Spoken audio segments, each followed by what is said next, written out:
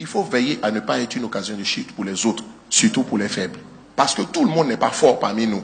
Toute personne qui est frustrée a un problème à l'intérieur d'elle-même. Quand quelqu'un est frustré, il se retire. Il est dans le groupe musical, il est frustré, il se retire. Il est parmi le service d'ordre, il est frustré, il se retire. À un moment donné, il faut arrêter d'appliquer la politique de l'autruche. À un moment donné, il faut faire face. Je n'ai jamais vu quelqu'un fuir sa famille. Est-ce que tu fuis ta famille? Quand tu nais dans une famille, tu dis, moi, ma vie de ta famille. Matthieu chapitre 18, versets 7 à 8.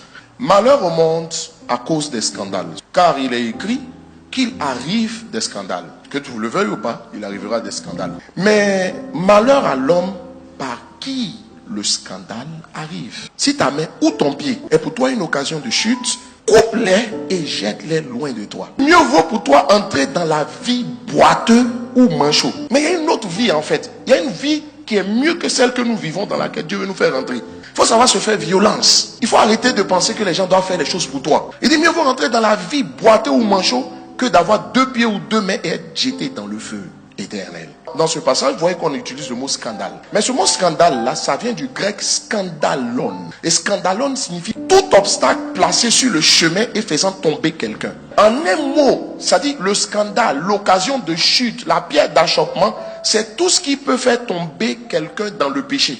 1 Corinthiens chapitre 8, verset 9. Prenez garde, toutefois, que votre liberté ne devienne une pierre d'achoppement pour les faibles. Tant que ce que tu fais n'est pas interdit par la Bible, tu as le droit de le faire. Mais tu n'as pas le droit de le faire quand il y a un faible dans ton environnement. Avant de dire certaines choses ou bien de faire certaines choses, il faut regarder ceux qui sont autour de toi. C'est pas que tu es hypocrite, tu es sage. Prenez garde que votre liberté ne devienne une pierre d'achoppement, c'est-à-dire une occasion de péché. Faut pas que ta liberté fasse pécher des gens. Tes agissements, tes attitudes, ton discours, ton langage. La communication non verbale, ta gestuelle. Quand on communique, c'est pas juste qu'on a ouvert la bouche pour parler. Il dit, je n'ai rien dit. Mais tu n'as rien dit, mais ton attitude que tu as là, c'est un message. En fonction de ton niveau, de ton statut, du rang que tu occupes, il y a des attitudes qu'il ne faut pas se permettre. C'est pourquoi chacun de nous doit faire attention à son attitude pour ne pas frustrer ou choquer les autres. Quand je pose un acte, je dois m'assurer d'un certain nombre de choses. Premièrement, que ce n'est pas un péché selon la parole, mais ça ne suffit pas. Je dois tenir compte, est-ce qu'il y a un faible autour de moi? Ça doit être une préoccupation pour nous. Joël chapitre 3, verset 10, que le faible dise, je suis fort. Ça veut dire que, au moment où il le confesse, il est toujours faible. Mais le faible doit se parler à lui-même pour comprendre qu'il n'a pas le droit de rester faible. Il faut que ce soit inscrit dans ton esprit que tu n'as pas le droit de rester faible. Parce que quand tu es faible, c'est dangereux. Quand tu es faible, tu interprètes tout. Quand tu es faible, ce qu'on n'a pas voulu dire, tu as dit, on a dit. Ce qu'on n'a pas voulu te faire, là, toi-même, tu vas te faire ça.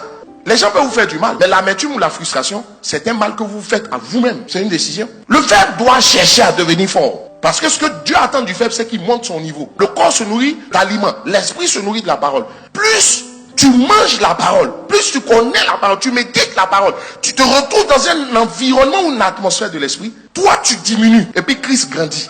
Le principe de la croissance spirituelle, c'est une évolution inversement proportionnelle. Quand Christ grandit, toi tu diminues. Mais quand toi tu es grand en toi, Christ est petit en toi. Quand on dit que quelqu'un est faible, c'est que Christ est petit en lui, mais lui il est grand en lui. Galates 2, verset 20, j'ai été crucifié avec Christ. Si je vis, il dit je, ce n'est plus moi qui vis, mais c'est Christ qui vit en moi. Il y a celui dont je vois le visage là, et puis il y a un autre que je ne vois pas, mais qui est là. C'est le géant qui sommeille en toi, mais qui peut rester rachitique toute ta vie.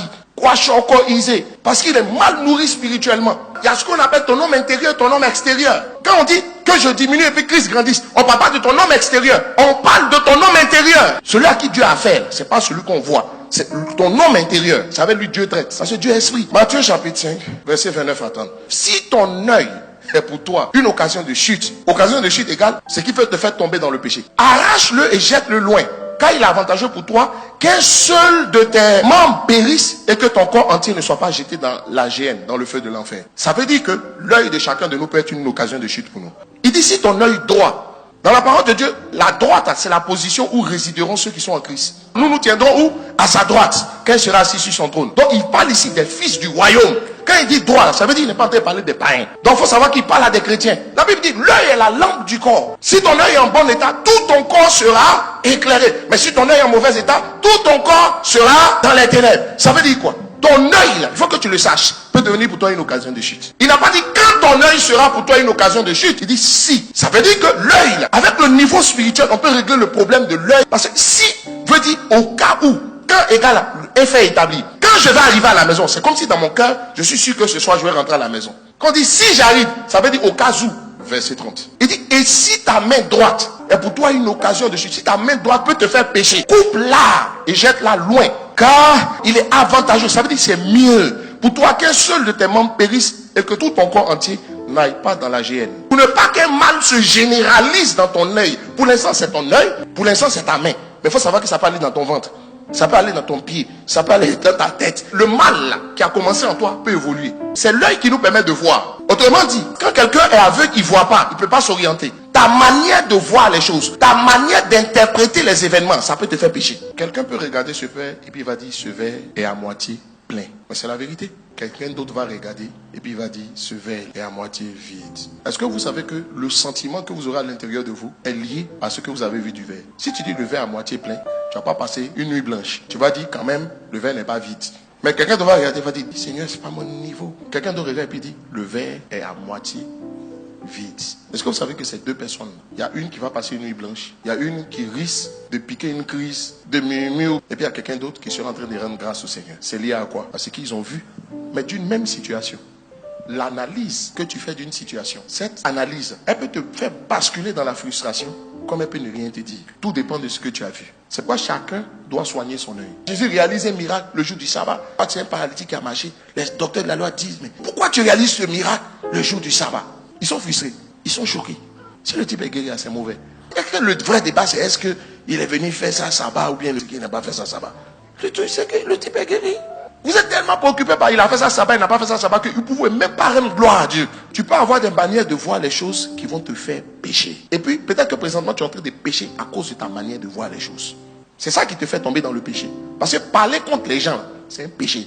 Il dit, si ta main droite aussi est pour toi une occasion de chute. Dans la parole de Dieu, quand on parle de la droite, il est question de la position favorite. Donc, quand on parle de la main droite ici, ça veut dire quoi? Il y a des prises de position que certains ont qui les font pécher. Il faut que tu aies conscience que si tu as une mauvaise prise de position, tu peux te retrouver en train de pécher. Est une occasion de chute pour toi-même. Une pierre d'achoppement est un objet de scandale. Et la Bible va dire que Jésus s'est tenu à une distance d'un jet de pierre, à Gethsémani. Or, dans la parole de Dieu, lorsqu'on lapidait quelqu'un, on livrait une personne entre les mains de ses ennemis. La Bible dit à Gethsémani, Jésus a gardé les disciples quelque part et puis s'est mis à une distance d'un jet de pierre. Matthieu chapitre 26. Jésus est en train de dire ceci. Chers disciples, si vous étiez conscients que pendant un temps, Dieu va me livrer volontairement entre les mains de mes adversaires. Il est en train de leur dire que vous ne pouvez pas éviter la croix. Jésus est en train de dire, Dieu, en tant que maître stratège, spécialiste en camouflage, va me livrer pour un temps. Pas pour tout le temps, mais pour un temps entre la main de mes adversaires.